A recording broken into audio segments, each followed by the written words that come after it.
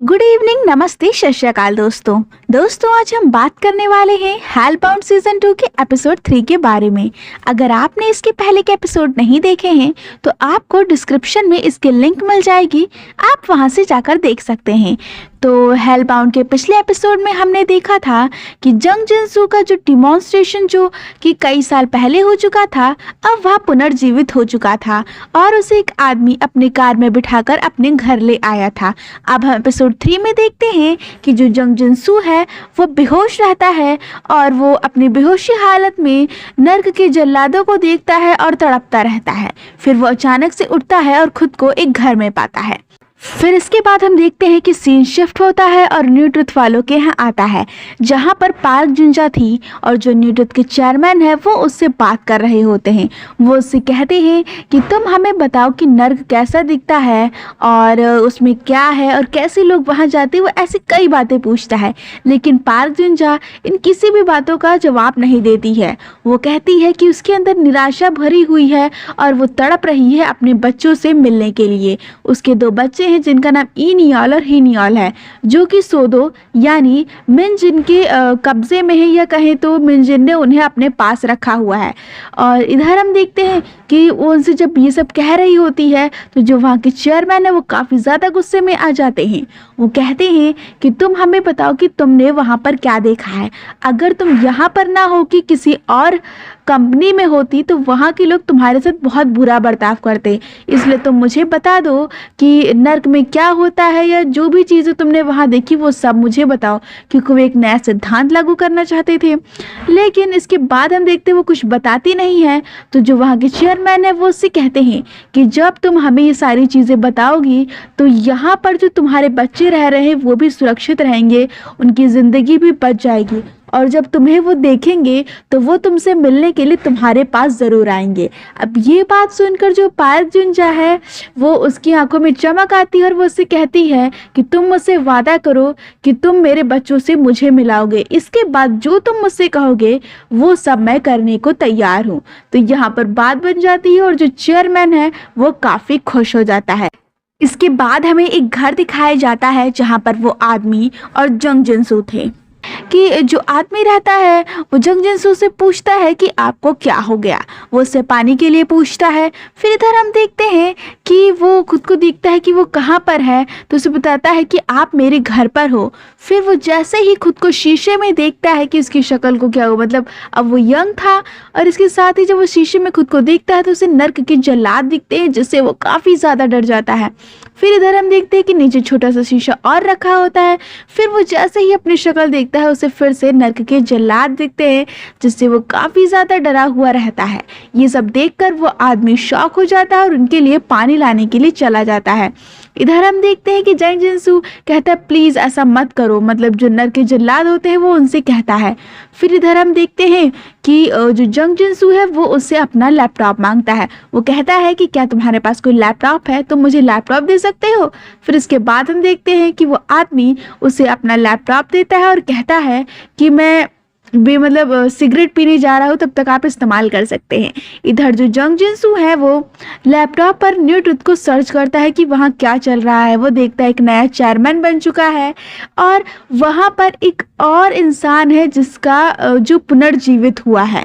फिर इधर हम देखते हैं वो आदमी किसी को तो कॉल करता है और बताता है कि जंग जिनसू जो है वो पुनर्जीवित हो चुका है और वो कुछ ही देर में वो एक जगह पर उसे लेकर पहुँचेगा, बस वो उसे जगह सेंड कर दें। फिर इधर हम देखते हैं कि वो आदमी अपने हाथ में इंजेक्शन लिए रहता है और इधर जंग जिनसू लैपटॉप पे पार्क जुंजा को देख रहा था जो कि पुनर्जीवित हुई थी। फिर वो जैसे ही पीछे पलटता है वो देखता है उसके हाथ में इंजेक्शन है और वो उन दोनों के बीच हाथापाई शुरू हो जाती है। लेकिन उस हाथापाई में वो जो आदमी रहता है वो जंग जिनसू को कार में बैठाकर वो उसे वहीं ले जाना चाहता है जहाँ उसे कहा गया है, यानी जहाँ सोदो लोगों ने कहा है। फिर हम देखते हैं कि जिनसू को होश आ जाता है और वो खुद को बंधा हुआ पाता है। फिर वो आदमी उससे कहता है कि मैंने तुम्हारे पैर और हाथ सब कुछ बांध दिए हैं, पर लेकिन मैंने तुम्हारा मुंह नहीं बांधा है, क्योंकि हो सकता है ये हमारी आखिरी मुलाकात हो, क्योंकि मैं तुम्हें सोदो के पास हवाले करने वाला हूँ। तो वो उससे कहता है कि तुम ऐसा क्यों कर रहे हो, मुझे वहाँ क्यों ले जा रहे हो, मतलब उसे वहाँ नहीं जाना होता है। तो वो उससे कहता है कि क्या तुम मुझसे कोई बदला ले रहे हो। तो वो जो आदमी रहता है वो कहता है कि हाँ, मैं तुमसे बदला लूँगा। तो वो उससे कहता है कि तुम्हारी वजह से जो मेरी पत्नी थी जिसका नाम जीवान था, वो तुम्हारी वजह से बर्बाद हो गई। तो वो अपनी कहानी सुनाता है, अपने पास्ट में उसकी क्या हुआ था। तो हम देखते हैं कि जो वो आदमी रहता है वो अपनी बीवी के साथ रहा करता है जिसका नाम जीवान होता है। जो जीवान था वो पहले काफ़ी उन दोनों एक खुशी की लाइफ जी रहे होते हैं, लेकिन जब वो एक दिन घर आता है तब जीवॉन टीवी में काफ़ी खोई हुई रहती है। तो वो अपनी वाइफ से पूछता है कि तुम टीवी में क्या देख रही हो। तो वो बताती है कि टीवी में नर्क के जल्लाद दिखाए जा रहे हैं जो कि किसी को सजा देने के लिए यहाँ पर आए हुए हैं। तो वो ये सब देख के वो काफ़ी ज़्यादा डर जाती है अंदर से, और फिर वो कहीं ना कहीं उसमें खो जाती है। एक दिन रात में वो अचानक से अपना फ़ोन खोल के जंग जिनसू की बातों को सुनने लगती है, क्योंकि टीवी में भी ये दिखाया जाता है कि इस समय सबसे ज़्यादा सर्च में जंग जिनसू ही है, क्योंकि उनकी बातों को लोग सुनते हैं कि कैसे आप अपने पाप से मुक्ति पा सकते हैं। वो यही सब बातें बताते हैं, तो वो भी यही सब सुन रही थी। एक दिन क्या होता है कि वो अपने हस्बैंड के साथ एक जगह पे जाती है जहाँ पे पार्क जुंजा को लेने के लिए नर्क के जल्लाद आने वाले थे। फिर वो वहाँ जब देखती है कि कैसे पार्क जुंजा को मारा जाता है, नरकी के जल्लाद उसे मारते हैं और फिर उसका डिमॉन्स्ट्रेशन हो जाता है। इसके बाद हम देखते हैं कि इस सब चीज़ देखकर वो काफ़ी ज़्यादा उसके बारे में सोचने लगती है कि वो भी एक पापी है, और जब भगवान उसे माफ़ करेंगे, उसका शुद्धिकरण होगा तो भी वो मुक्त होगी। वो यही सब सोचने लगती है। और फिर वो एक दिन जो हमने शुरुआत में देखा था एरो हेड, वो वहाँ पर उनकी बातों को सुनती है और फिर उन्हीं के ग्रुप में ज्वाइन हो जाती है।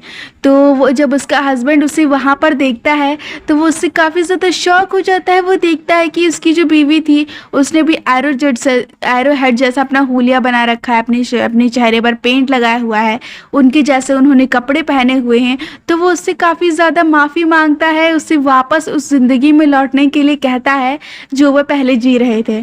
तो वो कहती है कि क्या तुम उसे आम जिंदगी समझ रहे हो, वो पाप से भरा हुआ है, वो बुराइयों से भरा हुआ है। अब तुम बदल जाओ, तुम्हें बदलने की ज़रूरत है, ना कि मुझे। अब मैं यहाँ पर शुद्धिकरण में शामिल होगी, भगवान मेरी गलतियों को माफ़ करेंगे।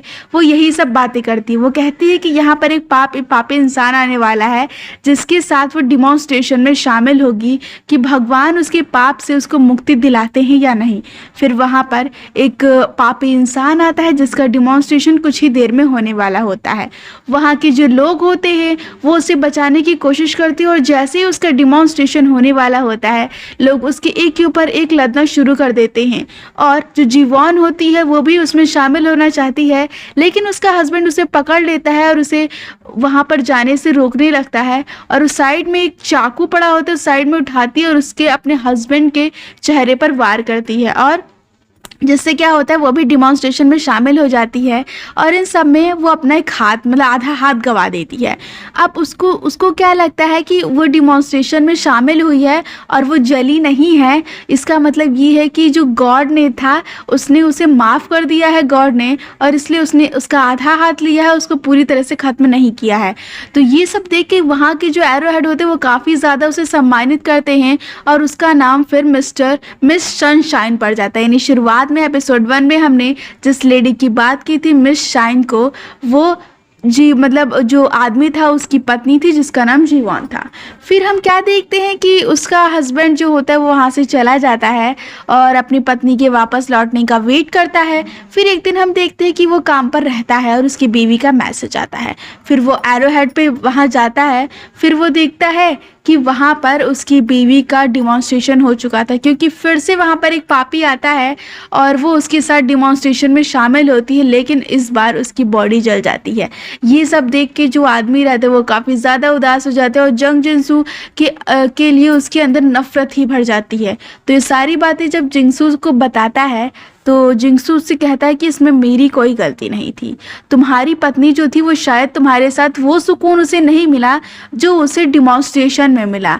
जब वो तुम्हारे साथ उससे वो सुकून नहीं मिल पाया, लेकिन जब वो डिमॉन्स्ट्रेशन में शामिल हुई, लोगों को बचाने के लिए शामिल हुई, तो उसे वो सुकून मिला और वो इन सबको पाना चाहती थी, अब इन सबसे मुक्त होना चाहती थी, इसीलिए उसने ऐसा किया। अब ये बात सुनकर जो वो आदमी रहता है वो अपनी कार से उतरता है और उससे पीटने लगता है।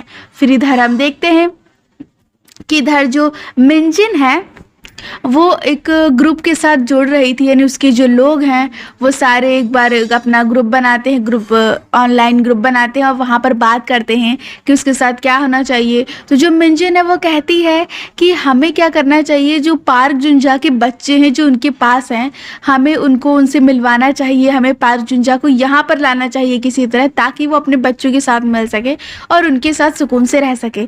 लेकिन वहाँ के लोग कहते कि क्या तुम खतरा मोल लेना चाहती हो, तुम वहाँ उसे मिलाकर ये क्या है कि तुम उनके बच्चों से मिलाओगे, तुम खतरा मोल ले रही हो, या तुमको जो मनाता है तुम वो करते हो और हम सबको अपना गुलाम समझती हो। वो यही सब बातें करते हैं। वो उससे कहते कि तुम जिंसू उसके साथ क्या करने वाले हो। तो वो कहते कि जब तक उन्हें ये बात पता नहीं चल जाती है कि क्या नर्क सच में है, नर्क में क्या होता है, तब तक वो जिंसू को कैद रखेंगे। यानी जब तक उन्हें इन बात का पता नहीं चलता, चाहे पूरी जिंदगी बीत जाए या जिंसू फिर से मर जाए, तब तक वो उसे वहाँ पर कैद रखे। वो इसके खिलाफ होती है। तो काफ़ी ज़्यादा इनके ग्रुप में लड़ाई होने लगती है।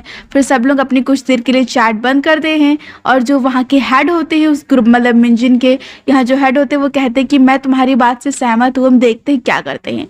फिर इधर हम देखते हैं कि जो जिंसू को वो आदमी मारता है, इसके बाद वो उसके मुंह पे टेप लगा देता है। लेकिन टेप लगाने से पहले जो जिंसू है वो उससे कहता है कि तुमको क्या लगता है, तुम मुझे सोडो के हवाले कर दोगे, इसके बाद क्या वो मुझे छोड़ देंगे।